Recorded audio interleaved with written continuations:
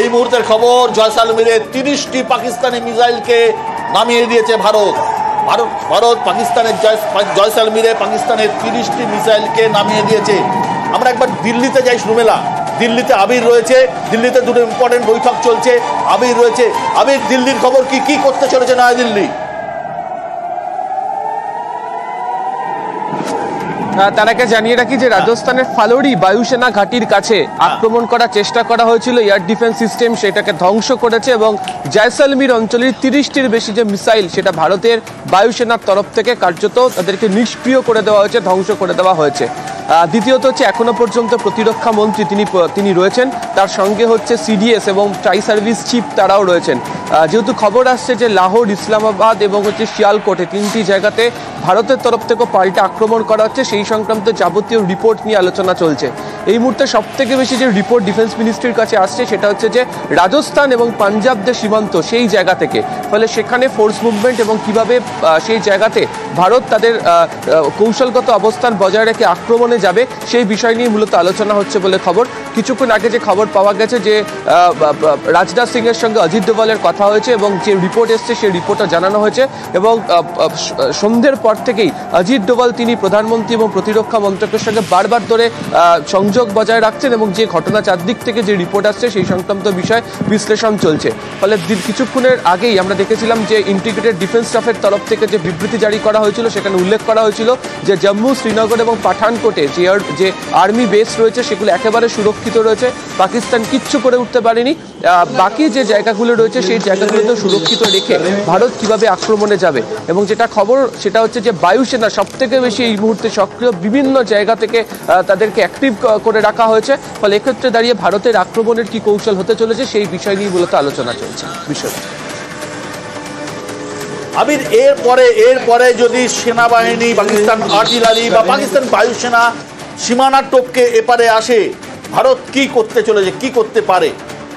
জবাব তো দেবে, কিন্তু একই সঙ্গে ভারতীয় ফৌজ পাকিস্তানে ঢোকার চেষ্টা করবে, ভারতীয় এয়ারফোর্স পাকিস্তানে ঢোকার চেষ্টা করবে, রাফাল পাকিস্তানে ঢোকার চেষ্টা করবে, নাকি যেভাবে সীমানা অঞ্চল থেকে অ্যাটাক করছে সেভাবেই করবে?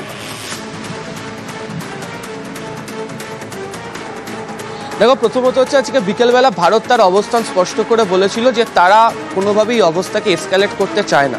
যদি পাকিস্তান যদি চুপ থাকে, পাকিস্তানের চুপ থাকার তো কোনো ইঙ্গিত সন্ধ্যের পর থেকে মিলল না। একদম জম্মু, শ্রীনগর থেকে শুরু করে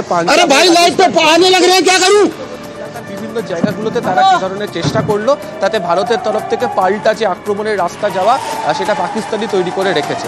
এবং আজকে যেভাবে ছবি দেখিয়ে বিদেশমন্ত্রী উল্লেখ করে দিয়েছিলেন যে যারা বলার চেষ্টা করেন যে জঙ্গিদের সঙ্গে তাদের যোগ নেই, আসলে জঙ্গিদের সঙ্গে যোগের যে তথ্য প্রমাণ সেটা পাকিস্তানের মাটি থেকে পাওয়া গিয়েছে।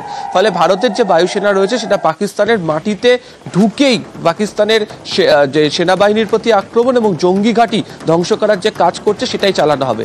অন্যদিকে হচ্ছে রাজস্থান, পাঞ্জাব এবং জম্মু কাশ্মীরের একাধিক জায়গাতে আরও হেভি ফোর্স ডিপ্লয়মেন্ট হচ্ছে, যেটা সূত্রের খবর বিভিন্ন জায়গা থেকে ফোর্স সেদিকে রওনা হতে শুরু করেছে। ফলে পুরোপুরিভাবে পাকিস্তানের বিরুদ্ধে আক্রমণে যাওয়ার যে রাস্তা বা জায়গা ইতিমধ্যে তৈরি হয়ে গিয়েছে। অফিসিয়াল বিবৃতিতে এখন ভারতের তরফ থেকে এই আক্রমণগুলোর পরে কি জানানো হয় সেদিকে প্রত্যেকের নজর রয়েছে। আবির, একটা খবর শোনা যাচ্ছে, আমি জানি না কতটা সত্যি কতটা মিথ্যে। পাকিস্তানি পাইলট ভারতীয় গ্রেপ্তার, ভারতীয় সেনাবাহিনীর হাতে গ্রেপ্তার পাকিস্তানের পাইলট। রাজস্থানের জয়সালমীরে পাকিস্তানের প্লেনকে নামিয়েছে ভারত এবং পাইলট গ্রেপ্তার হয়েছে, অর্থাৎ এয়ারফোর্সের অফিসার গ্রেপ্তার হয়েছে। একটা জিনিস তুমি আমাকে বলো, ভারত লাহোর, শিয়ালকোট এবং পাকিস্তানের রাজধানী ইসলামাবাদের বুকের ওপর হামলা চালিয়েছে, আক্রমণ করেছে। দিল্লি এই সম্ভাব্য পাখানা মুক্তে কতটা জায়গা দিল্লিকে কতটা সেফ, এবং দিল্লির পরিস্থিতি কি, মহল কি ঠিক দিল্লির? আমরা কিন্তু ওদের রাজধানী হচ্ছে যে এই গোটা যে পরিস্থিতি তৈরি হচ্ছে তার দুটো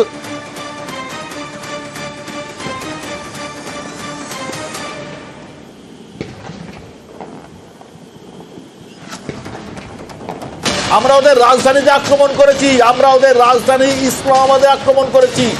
দিল্লির মহলটা ঠিক কি, দিল্লির সিস্টেমটা কি, দিল্লির অবস্থা ঠিক কি?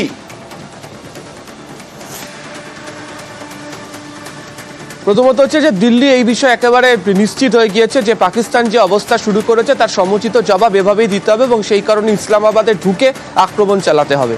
এর আগেও বিভিন্ন সময় ধরে যখন ভারতের তরফ থেকে একাধিক তথ্য প্রমাণ তুলে ধরা হতো, শুধুমাত্র তাদের কাছে নয়, ইউএনএ গিয়েও তথ্য প্রমাণ দেওয়া হতো, প্রত্যেকটা ক্ষেত্রেই তারা অস্বীকার করত। বর্তমান সময়ে দাঁড়িয়ে পাকিস্তানের কাছ থেকে পাকিস্তান থেকে যে ধরনের তথ্য প্রমাণ ভারতের হাতে এসে পৌঁছে গেছে, সেখান থেকে ভারতকে সেই ধরনের আক্রমণই তারা চালানোর সিদ্ধান্ত নিয়েছে এবং সেই কারণেই যেটা বলছিলাম যে পাকিস্তানের মাটিতে ঢুকে তাদের রাজধানীতে গিয়ে এভাবে আক্রমণ চালানোর কাজ ভারত শুরু করেছে এবং প্রত্যেকটা ক্ষেত্রে ভারত যে তাদের শুধু জঙ্গি ঘাঁটিগুলোকে নিশ্চিত করে যে আক্রমণ করছে তাই নয়, একই সঙ্গে হচ্ছে সেনাবাহিনীর সাহায্য নিয়ে যে সমস্ত জঙ্গি ঘাঁটিগুলো ছিল বা বিভিন্ন ক্ষেত্রে যে সাহায্য করার যে অভিযোগগুলো রাখছিল, সেই বাছাই করা কৌশলগত দিক থেকে পাকিস্তানও যে সমস্ত এয়ারবেস বা আর্মি ক্যাম্প ব্যবহার করতো সেই জায়গাগুলোকে ধ্বংস করার কাজ ভারতের বায়ুসেনা শুরু করে দিয়েছে।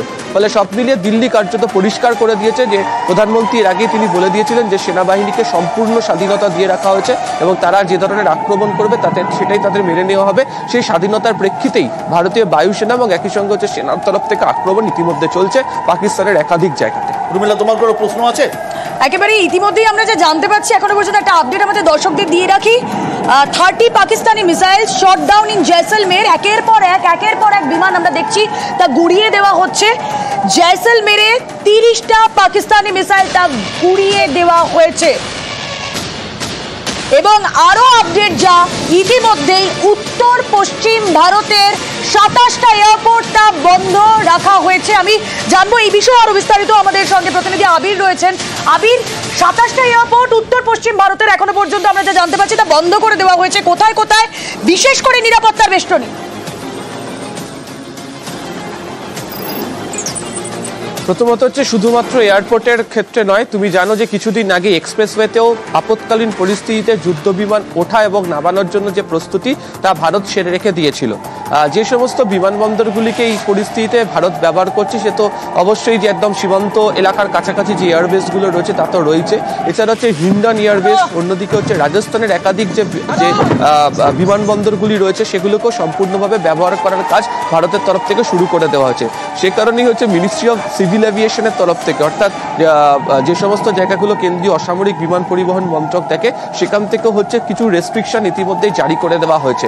ফলে ভারতীয় বায়ুসেনার আক্রমণই এই মুহূর্তে প্রধান অস্ত্র ভারতের কাছে এবং সেই কারণেই এই বিমানবন্দরগুলোতে কমার্শিয়াল ফ্লাইট রেস্ট্রিকশন বন্ধ করে সেখানে পুরোপুরিভাবে যুদ্ধ বিমান ওঠা নামানোর কাজ চলছে এবং সবথেকে বেশি গুরুত্ব দিয়ে যেগুলিকে দেখা হচ্ছে সেটা হচ্ছে রাজস্থান এবং পাঞ্জাব সীমান্তবর্তী অংশের কাছাকাছি যে ভারতের যে বিমানবন্দরগুলি রয়েছে সেগুলোকে দ্রুত ব্যবহার করার জন্য এই সিদ্ধান্ত। একেবারে, এবং সেখানেও অতিরিক্ত সেনাবাহিনী ডিপ্লয় করা হচ্ছে। বিশ্বদা, দেখো, আজকে সকাল থেকে যে খবরটা আমরা দেখছিলাম, যে খবরে আমরা চোখ রাখছিলাম, যে খবর আমাদের আসছিল, ভারতের ডিফেন্স মিনিস্টার রাজনাথ সিং বারবার একটা কথা বলছিলেন, আমাদের ধৈর্যের পরীক্ষা আপনারা নেবেন না। বারবার পাকিস্তানকে সতর্ক করছিলেন যে আপনারা আমাদের ধৈর্যের পরীক্ষা নেবেন না। অর্থাৎ নির্দিষ্ট ইন্টেলিজেন্স ইনপুট ভারতের কাছে ছিল যে পাকিস্তান কিছু একটা করবে, কিছু একটা চোরাগপ্তা হামলা চালাবে। এবং আমরা দেখলাম সন্ধ্যের পর, আমরা যেটা করিনি, ভারতবর্ষ যেটা করেনি, ভারত যেটা করেনি, যে সাধারণ নিরীহ মানুষকে আক্রমণ করা, আর্মি বেস বা এয়ারফোর্স বেসকে আক্রমণ করা, অর্থাৎ যুদ্ধ ভারত শুরু করেনি। যুদ্ধ শুরু করলো পাকিস্তান। ভারতের এয়ারবেসগুলোতে হামলা করার চেষ্টা করলো, ভারতের শহরগুলোতে হামলা করার চেষ্টা করলো। একদম পাঞ্জাব, রাজস্থান, ওদিকে গুজরাট থেকে শুরু করে জম্মু কাশ্মীর বিস্তীর্ণ অঞ্চল একদম বন্ধ হয়ে গেছে এই মুহূর্তে। 27টি এয়ারপোর্ট বন্ধ এবং 27টি এয়ারপোর্ট বন্ধ এবং গোটা দেশকে অ্যালার্ট করা হয়েছে। গোটা দেশের সমস্ত এয়ারপোর্টকে অ্যালার্ট করা হয়েছে, গোটা দেশের সমস্ত ডিফেন্স সিস্টেমকে অ্যালার্ট করা হয়েছে, সমস্ত রাজ্য সরকারগুলিকে অ্যালার্ট করা হয়েছে। অলমোস্ট নয়, পুরো দস্তুর যুদ্ধ শুরু হয়ে গেছে। দেখো বিষয়টা ঠিক এইখানেই, বারবার কিন্তু এমইএর তরফ থেকে, প্রতিরক্ষা মন্ত্রকের তরফ থেকে বারবার বলা হচ্ছে যে ধৈর্যের পরীক্ষা নেবেন না। রাজনাথ সিং আজ প্রেস কনফারেন্স করেছেন যখন, তখনও এই কথা বলা হয়েছে। যুদ্ধ শুরু হয়ে গিয়েছে কিন্তু প্রত্যাঘাত হেনেছে ভারত। বারবার লাগাতার উস্কানির মুখে পাকিস্তানকে পর্যুদস্ত করতে প্রস্তুত ভারত। নাস্তানাবুদ হতে হচ্ছে পাকিস্তানকে। পাকিস্তানের বুকে আঘাত এনেছে ভারত, ইসলামাবাদে গিয়ে আঘাত এনেছে ভারত। আজ রাজনাথ সিং ঠিক কি বলেছিলেন, কি ইঙ্গিত ছিল, শুনবো একবার। हमेशा एक रिस्पॉन्सिबल नेशन होने का रोल बड़े संयम से निभाया है, सदैव निभाया है। हम लगातार इस बात के पक्ष कर रहे हैं, समस्याओं का समाधान बातचीत के जरिए से हो, परंतु इसका अर्थ यह नहीं है कि हमारी सहनशीलता का कोई नाजायज फायदा उठाए। यदि कहीं कोई हमारे इस संयम का फायदा उठाने की कोशिश करता है तो उसे कल की तरह ही क्वालिटी कार्रवाई का सामना करने के लिए भी पूरी तरह से तैयार रहना होगा। भारत की संप्रभुता की सुरक्षा में कोई भी हद हमारे लिए बाधा नहीं बनेगी, इसका मैं देशवासियों को भरोसा देता हूं। मित्रों, ऐसे रिस्पॉन्सिबल रिस्पॉन्सेस के लिए हम आगे भी पूरी तरह से तैयार हैं।